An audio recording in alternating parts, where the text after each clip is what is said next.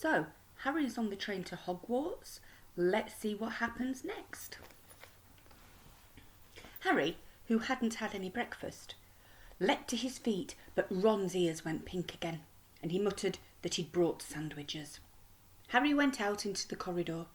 He'd never had any money for sweets with the Dursleys, and now that he had pockets rattling with gold and silver, he was ready to buy as many Mars bars as he could carry. But the woman didn't have any Mars bars.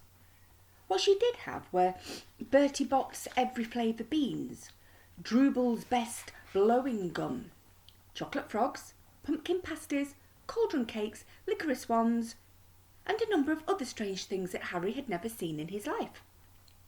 Not wanting to miss anything, he got some of everything and paid the woman 11 silver sickles and 7 bronze knuts. Ron stared as Harry brought it all back into the compartment and tipped it onto an empty seat. "Hungry, are you?" "Starving," said Harry, taking a large bite out of a pumpkin pasty. Ron had taken out a lumpy package and unwrapped it. There were 4 sandwiches in there. He pulled one of them apart and said, "Oh, she always forgets I don't like corned beef." "Swap you for one of these," said Harry, holding up a pasty. "Go on." "You don't want this, it's all dry," said Ron. "She hasn't got much time," he added quickly. "You know, with 5 of us." "Oh, go on, have a pasty," said Harry, who'd never had anything to share before, or indeed anyone to share it with. It was a nice feeling sitting there with Ron, eating their way through all Harry's pasties and cakes. The sandwiches lay forgotten. "What are these?" Harry asked Ron, holding up a packet of chocolate frogs. "They're not really frogs, are they?" He was starting to feel that nothing would surprise him. "Nah," said Ron, "but see what the card is. I'm missing a gripper." "What?" "Oh, of course you wouldn't know. Chocolate frogs have cards inside, to collect. Famous witches and wizards. I've got about 500, but I haven't got a gripper or Ptolemy." Harry unwrapped his chocolate frog and picked up the card. It showed a man's face. He wore half-moon glasses, had a long crooked nose, and flowing silver hair and beard and moustache. Underneath the picture was the name Albus Dumbledore. "So this is Dumbledore," said Harry. "Don't tell me you've never heard of Dumbledore," said Ron. "Can I have a frog?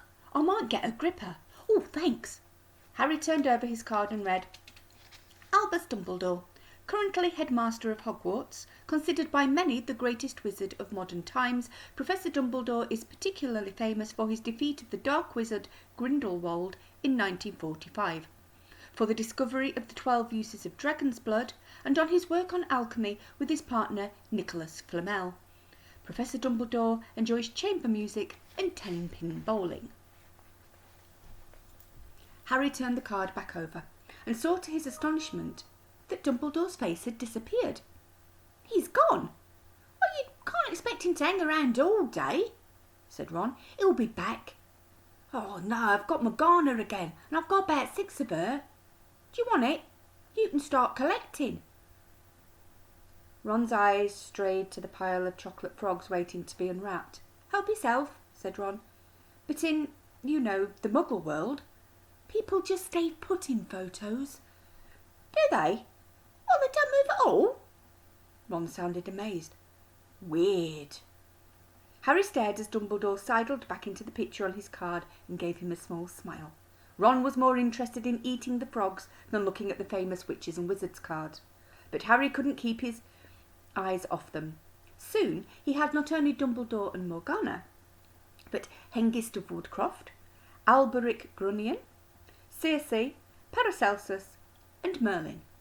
He finally tore his eyes away from the druidess Cleodna, who was scratching her nose, to open a bag of Bertie Bott's every flavour beans. "Oh, you want to be careful with those," Ron warned Harry.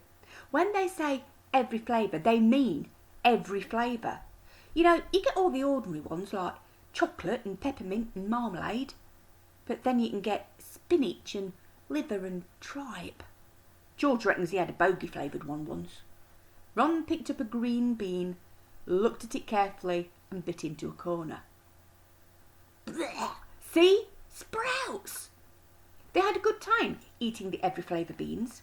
Harry got toast, coconut, baked bean, strawberry, curry, grass, coffee, sardine, and was even brave enough to nibble the end of a funny grey one Ron wouldn't touch, which turned out to be pepper. The countryside, now flying past the window, was becoming wilder. The neat fields had gone. Now there were woods, twisting rivers, and dark green hills. There was a knock on the door of their compartment, and the round-faced boy Harry had passed on platform 9 3/4 came in. He looked tearful. "Sorry," he said, "but have you seen a toad at all?" When they shook their heads, he wailed, "I've lost him. He keeps getting away from me." "He'll turn up," said Harry. "Yeah," said the boy miserably. "Well, if you see him." He left. "Don't know why he's so bothered," said Ron. "If I bought a toad, I'd lose it as quick as I could. Mind you, I bought Scabbers, so I can't speak." The rat was still snoozing on Ron's lap. "He might have died and you wouldn't know the difference," said Ron in disgust. "I tried to turn him yellow yesterday to make him more interesting, but the spell didn't work. I'll show you, look." He rummaged around in his trunk and pulled out a very battered-looking wand. It was chipped in places, and something white was glinting at the end. "Ooh, unicorn hair's nearly poking out." Anyway, he'd just raised his wand when the compartment door slid open again. The toadless boy was back, but this time he had a girl with him. She was already wearing her new Hogwarts robes. "Has anyone seen a toad? Neville's lost his," she said. She had a bossy sort of voice, lots of bushy brown hair and rather large front teeth. "We've already told him we haven't seen it," said Ron, but the girl wasn't listening. She was looking at the wand in his hand. "Oh, are you doing magic? Let's see it then." She sat down. Ron looked taken aback. All right." He cleaned his throat. "Sunshine daisies, buttermallow, turn this stupid fat rat yellow." He waved his wand, but nothing happened. Scabbers stayed grey and fast asleep. "Are you sure that's a real spell?" said the girl. "Well, it's not very good, is it? I've tried a few simple ones just for practice, and it's all worked for me. Nobody in my family's magic at all. It was ever such a surprise when I got my letter, but I was ever so pleased. Of course, it's the very best school of witchcraft there is. I've learned all our set books off by heart. I just hope it will be enough. I'm Hermione Granger, by the way. Who are you?" She said all this very fast. Harry looked at Ron and was relieved to see by his stunned face that he hadn't learnt all the set books off by heart either. "I'm Ron Weasley," Ron muttered. "Harry Potter," said Harry. "Are you really?" said Hermione. "I know all about you, of course. I got a few extra books for background reading, and you're in Modern Magical History and The Rise and Fall of the Dark Arts and Great Wizarding Events of the 20th Century. "Am I?" said Harry, feeling dazed. "Goodness, didn't you know?" "I'd have found out everything I could if it was me," said Hermione. "Do either of you know what house you'll be in? I've been asking around and I hope I'm in Gryffindor. It sounds by far the best. I hear Dumbledore himself was one. But I suppose Ravenclaw wouldn't be too bad. Anyway, we'd better go and look for Neville's toad. You two had better change, you know. I expect we'll be there soon." And she left, taking the toadless boy with her.